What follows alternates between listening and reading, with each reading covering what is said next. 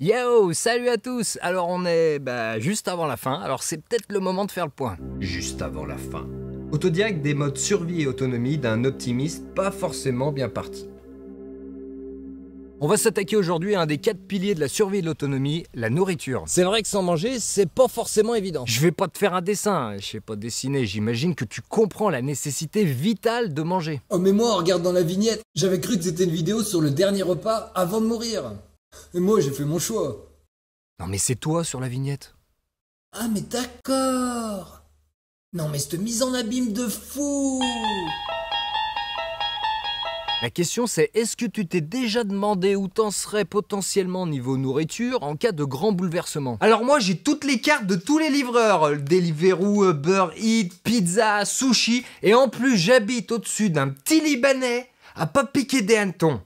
Donc on peut facilement dire que je suis Dans la merde, en effet. Ah c'est ça. Hein? Le truc, je te rassure, c'est qu'on l'est tous, même les gens préparés.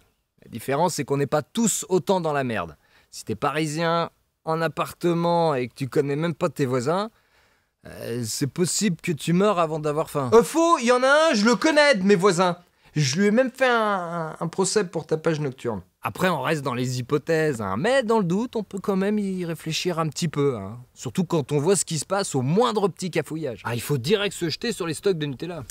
Burka Nutella, mais c'est quoi ce cliché? Ah mais rien à voir, moi je suis soudeur option camouflage. Ah, autant pour moi. Bon, pour faire simple, on va partir sur un scénario classique. Avec quand même un besoin d'autonomie totale. Bref, un petit niveau 6 sur l'échelle du bordel. Ah ouais? Bah déjà qu'il y a un problème de barreau sur le niveau 1, j'ose imaginer. Pas plus haut pour s'auto-diagnostiquer, parce que si tu peux plus lutter, ça sert à rien. S'il y a une bombe atomique qui tombe sur le village voisin, quand t'es mort, t'as tout de suite moins de soucis alimentaires. Peut-être, mais on a d'autres soucis. Le village d'à côté? Oh putain, je savais qu'il fallait pas habiter à côté de Tapona. Chérie, fais tes valises, on se casse. Oh putain, je savais que j'avais pas de femme. Je vais pas non plus tabler sur trop spécifique, hein, genre pollution du sol et puis ça te nique toute la bouffe. Non, ça, éventuellement, ce sera pour un autre épisode. Tu le savais toi que la bite c'était pas un os? Parce que ça c'est un vrai souci. Putain. Donc on va partir sur pénurie totale, on peut plus compter que sur soi-même. Même pas 3 jours, les supermarchés ils sont vides. Surtout avec les armadas de soudeurs camouflés. Nutella, papier WC, la boucle est bouclée. Gros point positif, j'habite à la campagne. Il y a du mètre carré par habitant. Bon, ça pourrait être mieux que mon Beaujolais, mais c'est déjà pas mal. Sauf que t'habites à côté de Tapona. Allez hop, on se casse. Dépêchez-vous les enfants. Ouais, c'est vrai, j'ai pas d'enfant. Ensuite, j'ai un jardin cultivé d'environ 200 mètres carrés. L'année dernière, on a mangé avec plus ou moins de succès salades, carottes, radis, épinards, courgettes, concombres, tomates, aubergines, choux-fleurs, choux de Bruxelles, brocolis, betteraves, choux raves, maïs, butternut, endives, petits pois, haricots, fraises, framboises, pommes, figues, cerises et j'en passe. J'ai aussi réussi à atteindre l'autonomie annuelle en pommes de terre, ail, oignons, échalotes et cette année, j'ai encore quelques nouveautés. Globalement, je dirais que notre production nous aurait permis de tenir l'année dernière à peu près la moitié de l'année. Est-ce que c'est suffisant? Bah non, bien entendu.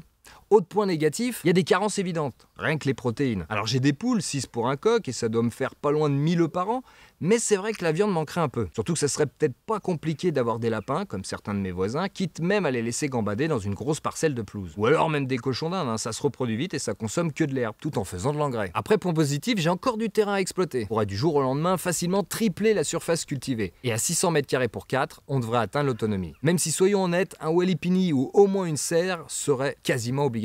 Mais voilà, quoi que je plante, ça sortirait pas de terre instantanément. Et en fonction du mois où débarquerait éventuellement une crise, faudrait quand même arriver à tenir un moment. Pour cela, déjà, il faut des réserves de nourriture.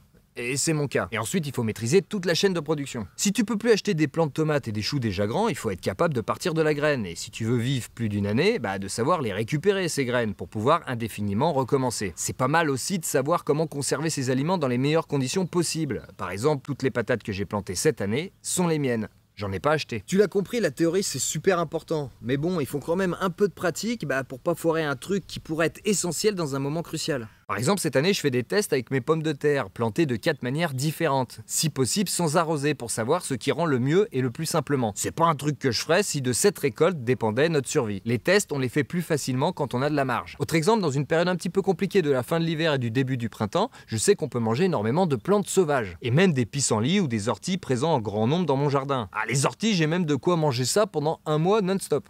C'est peut-être quand même mieux d'avoir essayé d'en consommer avant de se retrouver devant le fait accompli au pire moment. Ah, et en plus, les les orties, niveau protéines, fer, tout ça, c'est quasiment au niveau de la viande. Hein. C'est royal pour les véganes. Non mais au pire, je vais dans la forêt de Rambouillet et puis dis Siri, prépare-moi à manger. Ouais, sauf que peut-être qu'Internet, c'est le premier truc qui va sauter. Ou alors, je m'enferme chez moi et j'attends qu'on vienne me sauver. Prêt à applaudir à la fenêtre. Ouais, ça c'est bien. On va s'arrêter là, je pense que vous avez compris, et on va passer directement à l'autodiagnostic. Je dirais qu'en matière d'alimentation, niveau autonomie et survie, en ce mois de mai 2022, je suis à un 4 sur 10. Ouais, faut que je progresse. Mes points positifs, je peux en très peu de temps, en aménageant avec ce que j'ai physiquement et là-dedans, passer à un très joli 7 sur 10. Je pense pas que ça soit la nourriture qui condamnera ma famille. Et vous vous mettez quelle note? Après, même s'il se passe jamais rien nous obligeant à consommer uniquement ce qu'on produit, on se rend bien compte, et de plus en plus aujourd'hui, que le coût de la vie, il augmente. Hein, et que c'est loin d'être fini. Donc voilà. Tu fais du bruit, toi? Faire un jardin, ça permet de faire des économies. Ça permet de manger de bons produits. Et puis, ça permet d'avoir d'agréables moments en perspective. Juste comme ça, si vous êtes motivé pour commencer un bout de jardin, mi-mai, c'est encore temps pour aller acheter vos plants de tomates, de courgettes. Il n'y a pas de faux départ. Juste un beau premier pas. Comme d'habitude, merci à ceux qui aiment, ceux qui partagent et ceux qui typent. À très vite pour la suite.